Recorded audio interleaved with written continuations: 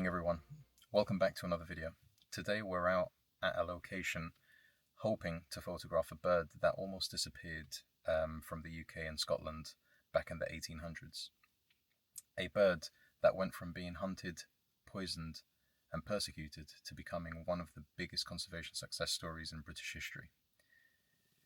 Do drop a comment down below and let me know what bird you believe I'm talking about. I might have given it away. But I'm of course referring to the red kite, a species that at one point survived through nothing more than a tiny handful of birds hidden away in Wales. In this video I'm going to show you not just the red kite itself, hopefully, but the incredible story behind how it was saved, who helped bring it back, and why we're back and able to see it soaring through our skies today. So grab yourself a coffee, sit back, enjoy the scenery, and let's dive into the unbelievable comeback of the red kite.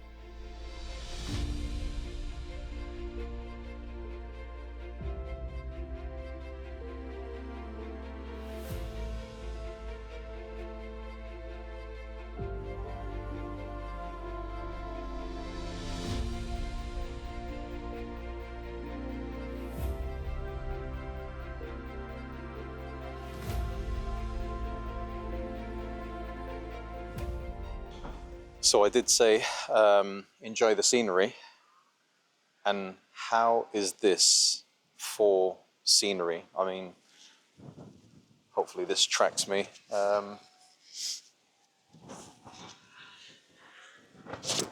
mean, look at this place. It's beautiful. Too bad the weather isn't beautiful. It's just spectacular. What a view. Definitely have to come back here in the spring, summer. Okay, so there are literally 3 red kites just above us. Let's try and get a few pictures.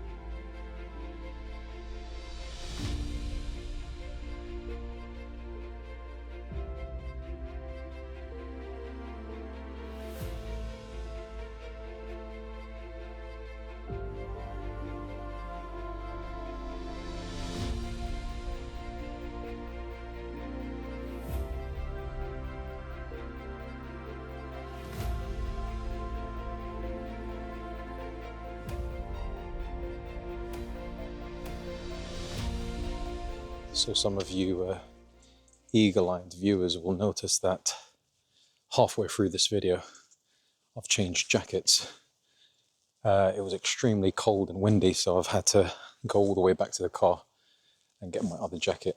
Yeah, if you do come here in the autumn or winter, highly recommend bringing gloves, a nice warm jacket, and maybe a hat too.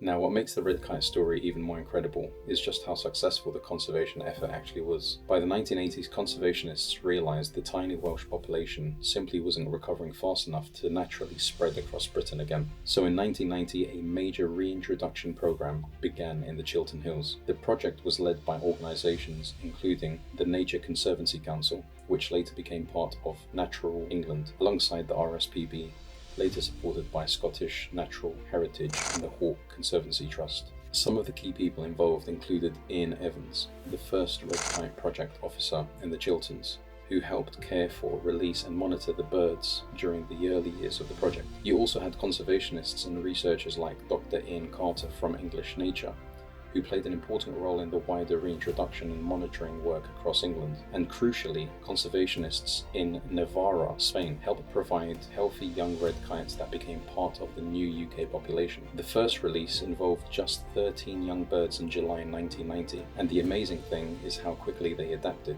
Within only a few years, red kites were breeding successfully again in England, and the population began spreading rapidly across the country. Fast forward to today, and there are now more than 10,000 red kites in the UK, making this one of the greatest wildlife conservation success stories in Britain has ever seen. Back in 1990, Spain helped Britain by providing young red kites from Navarra to help rebuild our populations here in the UK. But today, parts of Spain are actually facing pressures on some of their own red kite populations from habitat loss, poisoning, and changes in farming practices. And now, conservation knowledge, research, and monitoring are shared internationally between organisations and countries to help protect the species across Europe. I think it's a great example of how conservation works best when nations work together, because wildlife doesn't recognise borders. Without that international cooperation, there's a real chance species like the red kites could have disappeared forever. I'm not sure if you'll be able to hear me because it's very, very windy here at the moment and very muddy. I've not got my tripod out just because of how slippery it is, and so I've taken pictures of 4 very close encounters we had with the red kites just on the hill here. We're near the landmark, and I'm not sure how clear or how good they will be, so I'll have to load them up on the computer and then I'll upload any of the ones that I can salvage, because from what I can see on the back of my camera, I'm getting quite a lot of silhouettes, and I've played around with the settings and I don't think there's much I can do. There's a few breaks in the sky, and I keep hoping that the sun peeks through and lights up the landscape and just provides better lighting, but I don't think it's going to happen. I've had a look at the forecast, so I think I'm going to end the video here. I hope you enjoyed it. If you did, please leave a like. Feel free to leave a comment. If there was anything that you liked or you didn't like, if there's anything that you think I should add or improve on, please let me know. And if you haven't subscribed, please do.